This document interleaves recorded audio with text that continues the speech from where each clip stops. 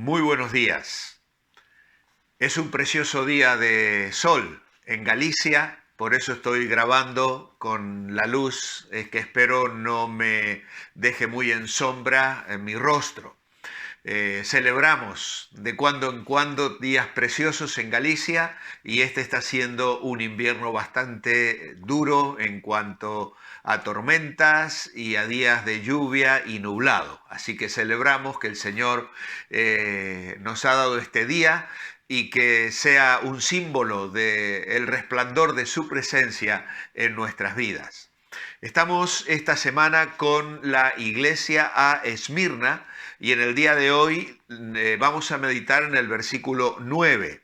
Yo conozco tus obras y tu tribulación y tu pobreza, pero tú eres rico y la blasfemia de los que se dicen ser judíos y no lo son, sino sinagoga de Satanás. Yo he escogido Isaías 63:9 como el versículo para colocar en el espacio en blanco del devocional. En toda angustia de ellos, él fue angustiado, y el ángel de su faz los salvó. En su amor y en su clemencia los redimió y los trajo y los levantó todos los días de la antigüedad. Hay otra cita en 1 Tesalonicenses capítulo 2, versículos 14 al 16, donde Pablo también hace referencia al sufrimiento de los creyentes allí en Tesalónica. El mensaje principal de esta semana es que la iglesia de Esmirna debe permanecer fiel a pesar de su sufrimiento, porque Dios está en control de la situación y sus promesas son confiables. Jesucristo nunca nos dijo que al serle fiel evitaríamos problemas, sufrimiento o persecución. Más bien debemos ser fieles a Él en nuestros sufrimientos, lo que mostrará la genuinidad de nuestra fe, que nuestra fe es realmente genuina. Germán nos dividía el mensaje a Esmirna en 3 puntos el domingo que quiero recordarlos hoy nuevamente. Un Dios que me conoce, un Dios que me comprende y un Dios que me consuela. La verdad es que nos bendice enormemente este sencillo bosquejo. Le damos las gracias a Germán por el esfuerzo y qué bendición tenemos al pensar en este Dios tan cercano que nos conoce, nos comprende y nos consuela. En el comentario decimos que la frase yo conozco tus obras no aparece en los originales y que parece una repetición de lo dicho a Éfeso en la primera carta.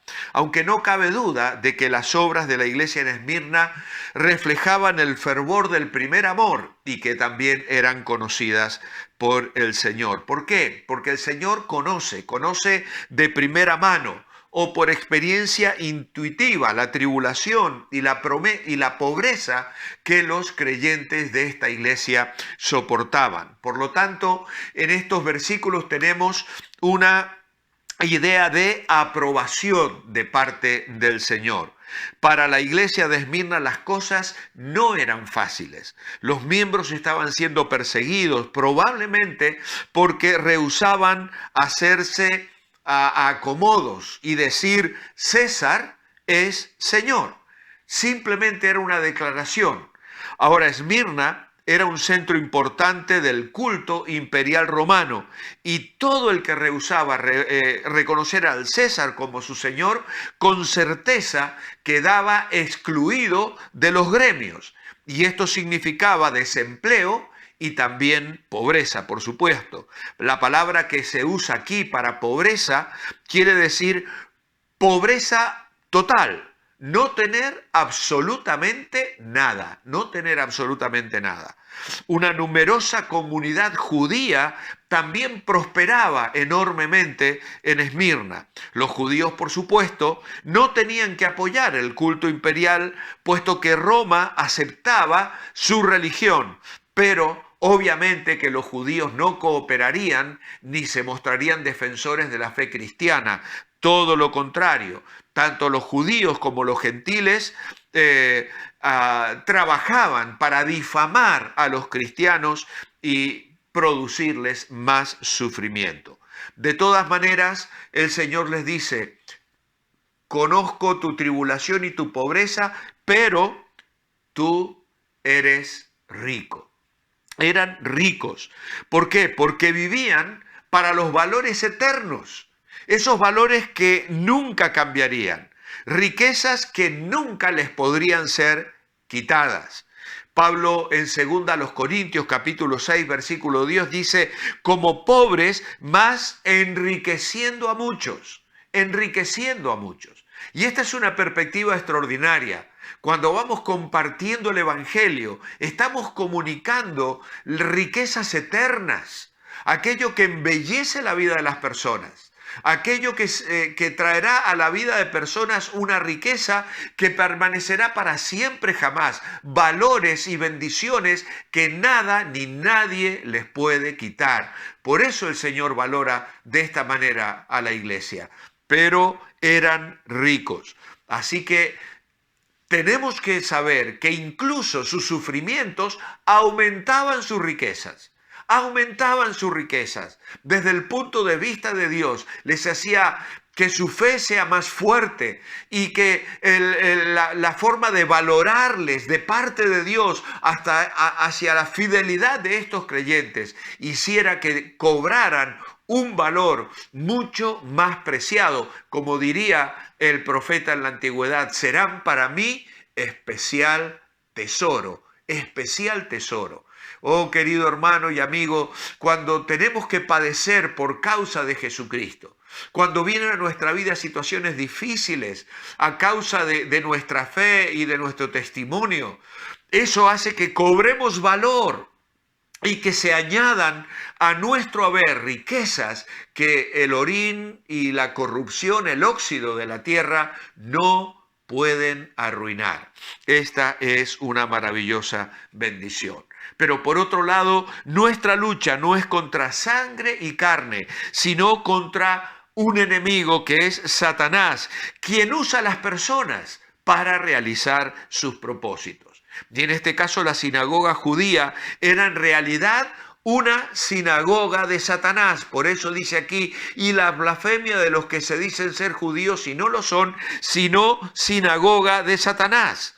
El verdadero judío no lo es por razones físicas o raciales. Desde el punto de vista bíblico, lo es por razones espirituales. Y Pablo explica esto escribiendo a los Romanos, capítulo 2, versículos 17 al 29. Todo grupo religioso, judío o gentil, que no reconoce a Jesucristo como el Hijo de Dios, está actuando en una forma contraria a la voluntad de Dios. Así que el Señor primero menciona esto.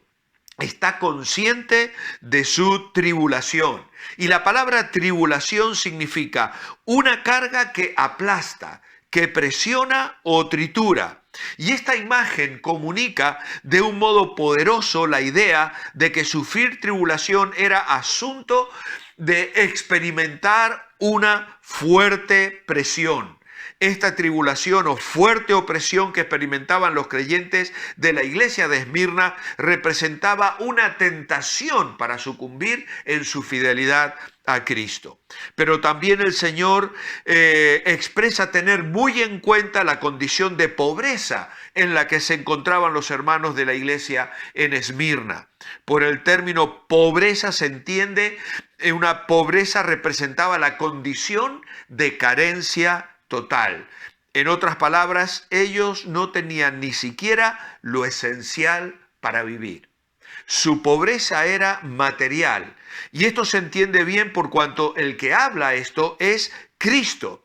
Aunque inmediatamente aclara: aunque eres rico para Dios, indudablemente. El hecho de unir esta conjunción de tribulación con pobreza, sin embargo, sin duda sugiere que hay una relación muy íntima entre las dos. Aunque en realidad no se sabe por qué esta iglesia era tan pobre en una ciudad tan próspera, se considera que probablemente se debía al contexto antagónico que fruto de su testimonio y de su fe le cerraba las puertas a una prosperidad económica. El elevado nivel de estima que gozaba el culto al emperador en Esmirna era causa de sanciones económicas que obviamente afectaron a los creyentes en Cristo. Entonces se sintieron marginados, se vieron oprimidos y obviamente debieron afrontar una situación muy, muy difícil. Sin embargo, debemos recordar que Santiago escribió a un grupo parecido diciéndoles: amados hermanos míos, oíd, ¿no ha elegido Dios a los pobres de este mundo, ricos en fe y herederos del reino que ha prometido a los que le aman? Ya también Pablo, escribiendo a los corintios, les dijo de que muchos de ellos no eran grandes personas, no tenían títulos honoríficos, ni un buen pasar aquí en este mundo. Dice que Dios escogió a lo débil y a lo despreciado del mundo, porque de una manera significativa tenemos que recordar que el Evangelio cala en el corazón de los pobres, de aquellos que reconocen su necesidad. Lamentablemente la riqueza, el bienestar, la cultura, el orgullo hace que las personas cierren sus corazones a Jesucristo. Ahora bien, había allí una sinagoga de Satanás. Esto no significa que todas las sinagogas que habían en las ciudades de antaño eran lugares donde Satanás se manifestaba. Obviamente, esta acusación está señalada por el hecho de que estos judíos, que en realidad no lo eran como creían que eran, porque no creían en Cristo, pero también se habían unido de una manera especial, como lo explicábamos ayer, incluso más tarde lo harían en la condena de Policarpo, pues esta gente eran instrumentos en manos de Satanás para frenar el mensaje del Evangelio. Por lo tanto, una personificación del mal en medio de estos judíos que tenían una actitud hostil y odiosa oposición a los creyentes y al mensaje de la iglesia en Esmirna. Así que sinagoga de Satanás se refiere a que algunos judíos en la antigua ciudad de Esmirna, motivados por Satanás, calumniaron a la iglesia de esta localidad. Por eso tenemos que reconocer que a veces cuando surgen críticas y se levanta oposición al Evangelio, Satanás está instigando atrás de esto para pisotear el mensaje del testimonio. Ahora, el testimonio de los cristianos en Esmirna era tan significativo que Dios lo registró en su palabra a fin de ser preservado y exaltado por toda la eternidad. Él no señala una cosa que necesitara ser corregida en la vida de la iglesia en Esmirna, que seguramente las tenía, porque iglesia perfecta no existe, pero el Señor no la señala. En lugar de eso, los cubre de elogios, les consuela y los anima. Oh, qué bonito sería si el Señor pudiera decir algo parecido de nosotros. Muchas veces me gusta decir esto cuando leyendo la carta a los tesalonicenses veo cómo Pablo elogiaba a los tesalonicenses. He oído de vuestro amor, de vuestra fe, de vuestras obras y de vuestra esperanza en la venida del Señor. Oh, cuánto quisiera yo que de mi vida y de la iglesia a la que pertenezco la gente pueda decir cosas parecidas. Mi oración escrita esta mañana es: amado Padre, muchas gracias por hacerme saber que tú estás atento a todo lo que me pasa en la vida. Me conoces, me comprendes y me consuelas. Tus promesas y afirmaciones a esta iglesia me ayudan a confiar y descansar más en ti hoy. Que tu presencia y tu paz llenen hoy mi corazón. En tu nombre, amén. Muy buenos días, hermanos. Que el Señor os bendiga.